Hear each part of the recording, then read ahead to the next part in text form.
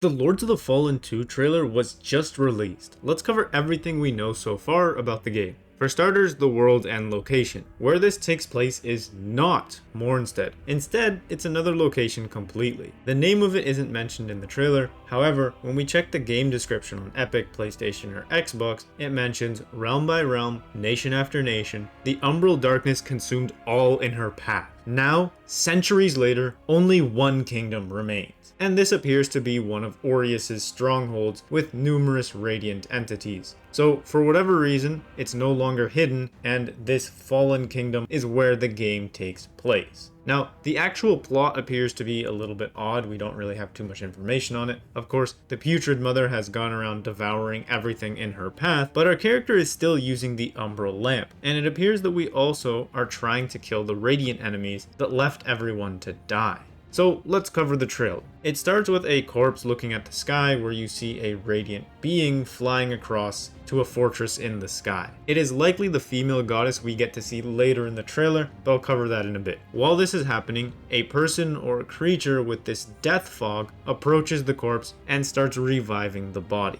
The hand we see is an Umbral Afflicted one, similar to Harkon's hand from the previous game, or like the Unbroken Promise after the boy fuses with Haura Dervla. The trailer does take a lot of cuts to black, but basically it's just the resurrection of a potentially important character. While this is happening, we get our first glimpse of the Lamp Bearer adjusting their gear, accompanied by a female. Now, she might be a Firekeeper type character, or a more like actual ally that goes in combat with you. In other screenshots on the website, you can see her standing with the Lamp Bearer, and what's more interesting is she is using a radiant spell to kill some knights, and she also has an Umbral Lamp herself. Meaning, again, she might actually be more of a main character that follows you throughout the game. After this scene, you hear the Putrid Mother scream, which happens every time you enter Umbral in the previous game, and it cuts to what appears to be something similar to a Scarlet Shadow, and then Umbral power flowing through the character's eyes. This lets us know that the game is going to have similar mechanics to the previous one, with two realms,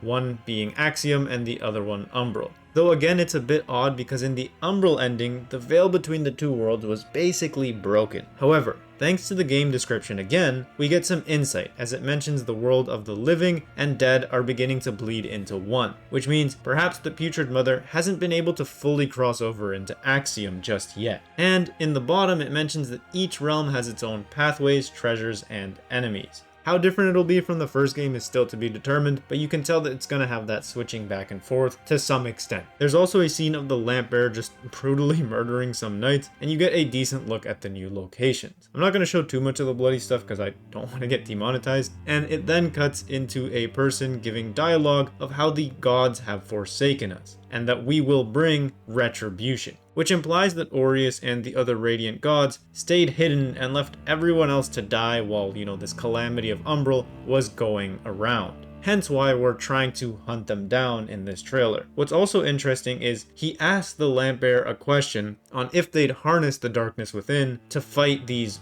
Radiant Lords and bring them, justice, implying that there will be multiple endings in this game as well. As an aside, it looks like this character might be someone brand new, or they might be a returning character from before. The closest resembling character I could find across both games is Kaslo, which is from the 2014 one. However, it's extremely unlikely that these are the same person, since Kaslo died back in that game. From here, we get a look at the Radiant Goddess enemy. We don't have much information on her, apart from her being like the guard to the Radiant Kingdom, or that floating castle in the sky, or at least it looks that way. She then proceeds to kill the Lamp Bearer, and of course the Lamp Bearer gets revived in the Umbral realm, where we can see the Putrid Mother is a lot more red than before. That, combined with the game being a lot more bloody, makes me assume that the Putrid Mother might have gained some of the Rogar powers after a deer was consumed. Again, assuming the Umbral ending is the actual canon one. Going back a few frames, the narrator mentions that if you fail, the world falls with you, and there are multiple cuts between the Putrid Mother destroying the kingdom and the Radiant enemy killing you,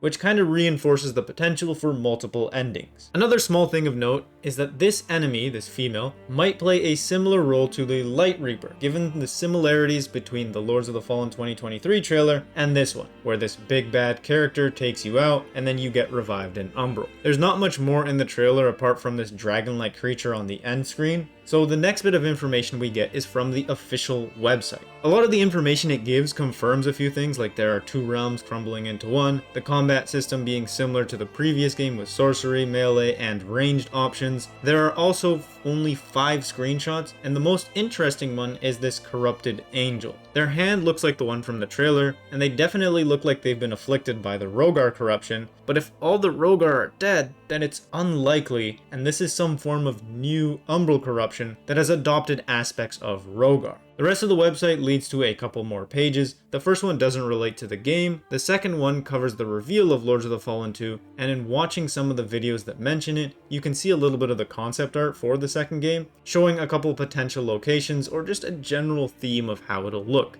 There's also an in-depth explanation explaining the vision into the theming for the second game. The final page is just going over how this game is going to be a lot more violent than the first game, which means it'll be a lot more disturbing and kind of more focused like the Tower of Penance, which is incredibly gory, which I'm not too sure if I'm a fan of since I tried to cut out all the violent parts when I upload stuff onto YouTube, but I guess we'll have to see how it goes. I'll give more updates as the major announcements are made. Till next time.